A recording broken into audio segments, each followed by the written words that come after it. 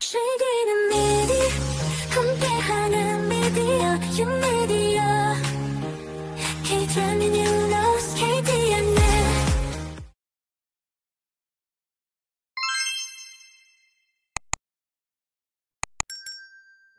네. 전술 박사라고 할게요. 약간 닉네임 같이 벌써 약간 브랜드명이 되었기 때문에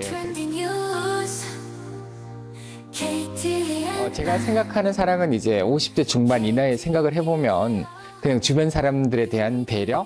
우리 모든 현대인들은 그냥 일반인들이라고 할게요. 비장애인들. 편견을 갖고 있는 것 같아요. 어쩌면 저도 또 있었을 거예요. 저 역시도. 전 너무 많은 걸 배웠다는 거죠. 어떤 걸 배웠느냐면 일단 우선 저부터 너무너무 잘못된 생각을 갖고 있었구나. 제가 기존에 가지고 있던 장애인에 대한 편견. 어쩌면 기성세대로서 후배에 대한 사랑이 아닐까. 제가 생각하는 사랑은 아까도 말씀드렸지만 남녀 간의 사랑도 중요하겠지만 나이 든 사람이 무조건 내가 많기 때문에 애헴하고 꼰대 스타일이 아니라 하나라도 베풀고 보듬어 줄 수 있는 게 이 문화계 쪽에 K-아트가 나아가야 될 방향성이 아닌가.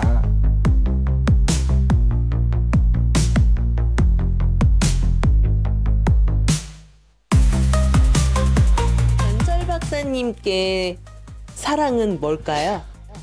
제가 사랑하는 사람은 뭐 여러 종류의 형태가 있겠지만 제가 생각할 때 사랑이라는 거는 일단 기본적으로 인간에 대한 사랑을 가장 먼저 꼽을 수가 있을 것 같고요.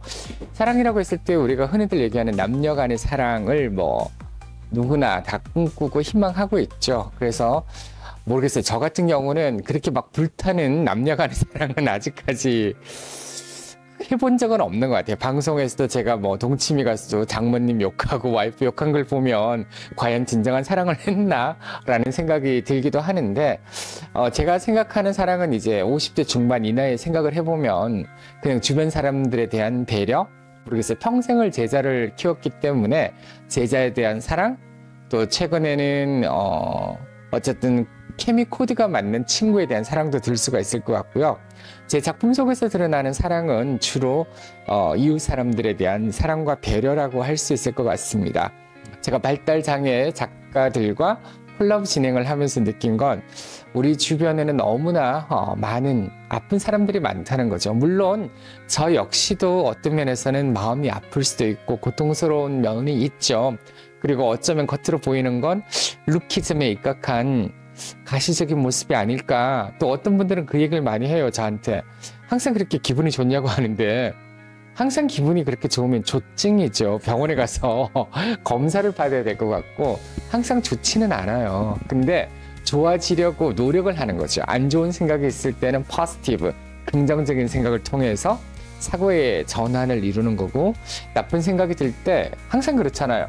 안 좋다라고 하면 계속 안 좋은 쪽으로 빠져들게 되는 것 같아요. 늪으로 빠져드니까 그 늪에서 빨리 빠져나올 수 있는 우리가 얘기하는 회복 탄력성이라고 하는데 어려움을 극복하고자 하는 의지는 물론 본인이 할 수도 있겠지만 주변에서 누군가가 손을 잡아줬을 때 그 어려움을 헤쳐나갈 수 있다고 생각을 하고 있고 제가 정말 항상 꿈꾸는 게 있는데 작품을 통해서도 그 사랑과 축복을 항상 얘기하지만 좀 더 영향력이 있는 그런 사람이 되었을 때 어려운 분들에게 힘을 주자라는 그런 모토를 갖고 있죠. 그리고 제가 작품 전시회를 할 때도 발달장애 작가들과 할 때 항상 제가 얘기를 합니다. 취재로 오면 저보다는 이분들께 좀 더 포커싱을 두면 어떨까요?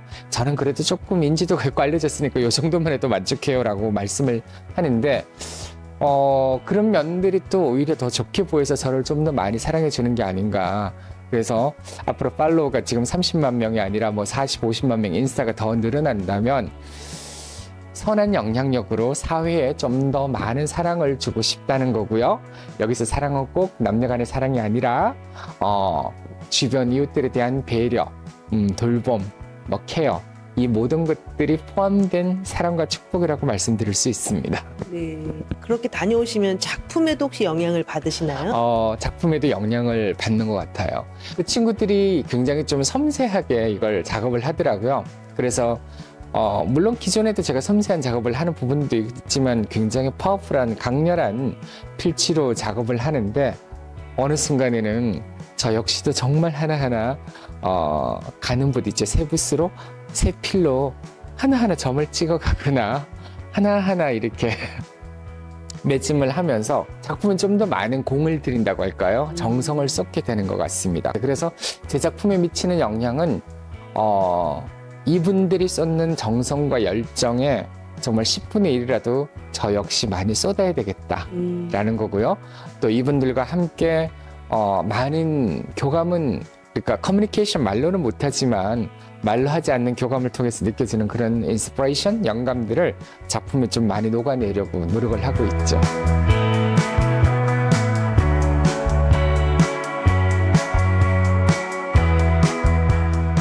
우리 모든 현대인들은 그냥 일반인들이라고 할게요. 비장애인들.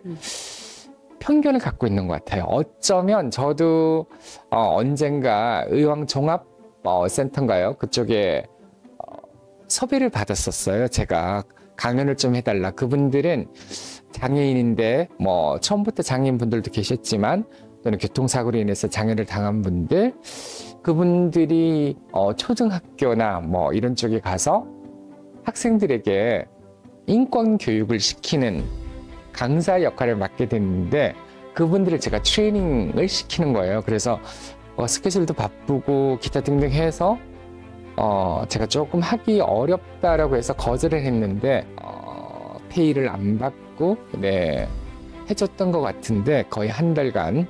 근데 하면서 제가 느낀 건 오히려 제가 돈을 드려야 되겠다, 사례금을.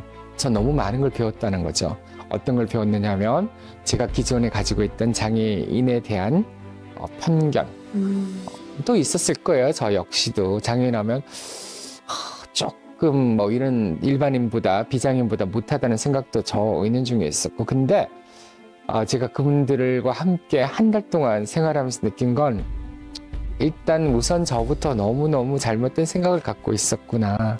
그리고 그분들이 들려주는 뭐 58년 만에 처음 외출이라는, 그러니까 여태까지 장애 때문에 또는 교통 편의 시설이 너무 안 좋잖아요. 우리나라도 아직까지 장애인분들 지하철 한번 타시려면 1시간 넘게 걸리고 하니까 외출을 포기하시고, 또 어릴 때부터 장애를 앓고 있어서 학교 갈 때는 너무 친구들한테 따돌림을 당해서 학교도 제대로 못 다니시고, 그리고 또 정말 유명한 분이셨는데 스키를 타다가 또 장애를 겪은 분들, 그래서 그분들이 들려주는 그런 얘기를 듣는데 제가 너무너무 많이 울었던 것 같아요. 울면서 느낀 생각은 우선 저부터 생각을 좀 바꿔야 되겠다. 그리고 이분들이 일반인보다 비장애인보다 못하다는 생각을 버려야 되겠다.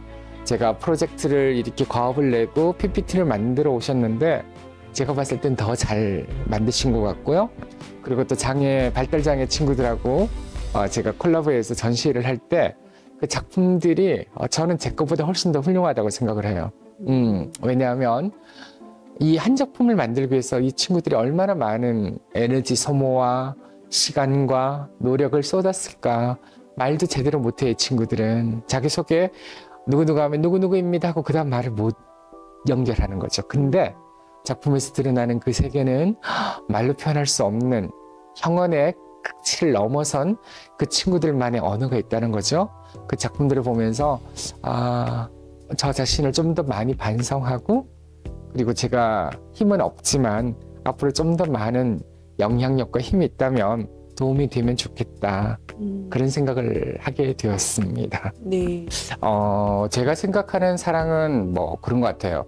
원래 50대가 되면 불의를 보면 참는 가장이 가장 인기가 있다라는 얘기가 있어요. 저 역시도 누구나 이제 어느 순간 되면 손에 피를 묻히기를 싫어하죠. 남들을 도와주는 것도 귀찮게 느껴지는 경우도 있고, 성가시니까 그냥 자기 일만 잘하면 좋겠다라고 생각을 하는데, 제가 그럼에도 불구하고 이제 뭐 평생 이제 교육자로서도 생활을 했기 때문에 젊은 신진 작가들이 사기를 당했다, 어렵다, 힘들다라는 얘기를 들었을 때 주변에 친한 그 법조인 후배들도 그냥 형님 신경 쓰지 말고 형님 것만 하시지 못하라 남을 도와줘요. 그런 얘기를 진짜 많이 했어요. 근데 그 작가들의 그 사연을 제가 직접 접했을 때 정말 돈이 없는 상황에서 전시회를 한번 해보겠다고 했는데 알고 봤더니 그 갤러리 대표가 꿀꺽한 경우도 있고 전시회를 해준다고 해놓고 일명 아는 케이스가 되겠죠. 그리고 뭐 방송 출연 뭐 한다고 해놓고 출연료를 받고 뭐 진짜 방송에 나갔는지 어떤지 모르겠지만 작품이 그래서 누군가의 절박한 상황이나 심정을 이용해서 그렇게 하는 건 저는 너무 안 좋다라고 생각을 해요. 그래서 미술계에도 보니까 약간 악이라고 표현할 수 있는 거죠. 남의 등을 드시는 분들이 계시더라고요. 그래서 그분들을 법이 응징을 하게끔 제가 앞에 서서 왜냐하면 누군가가 구심점 리드가 필요한데 굉장히 힘들고 귀찮은 건 사실이죠. 잠도 못 자고. 근데 정말 수십 명, 뭐 거의 100명 가까운 분들을 모아서 집단 형사소송을 진행하는 거는 어쩌면 기성세대로서 후배에 대한 사랑이 아닐까.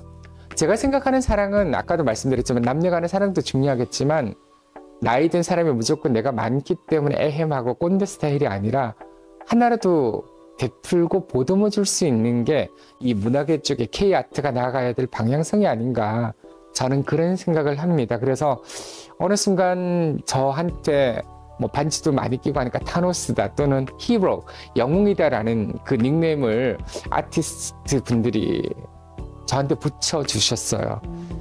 굉장히 큰 영광이죠. 근데 항상 제가 얘기를 하는 게 혼자면 저도 못할 것 같습니다. 근데 저를 믿고 따라주시는 분들이 힘을 주시고 저를 정말 약간 큰 산처럼 믿고 따르기 때문에 좀 더 힘과 용기를 내서 제가 할 수 있는 것 같습니다. 그리고 앞으로도 미력이지만 K아트가 앞으로 세계에서 더 뻗어나가기 위해서는 누군가는 이런 역할을 좀 해야 되지 않나라는 생각을 하고 있고 K아트 측면에서 생각하는 사랑, 문화적인 측면에서 생각하는 사랑은 바로 내리사랑, 나눔의 사랑, 주변에 대한 돌봄이 아닌가 그런 생각을 하고 있습니다. 그래서 아마 이런 뭐 나름 좋은 역할, 남들이 하기 싫은 역할을 하기 때문에 인스타에 팔로우스도 기하급수적으로 많이 는 게 아닌가 그런 생각을 하고 있고 또 제가 이렇게 씨앗을 뿌리니까 또 주변 분들이 너 얼마나 힘드니? 힘들지 않아? 괜찮아?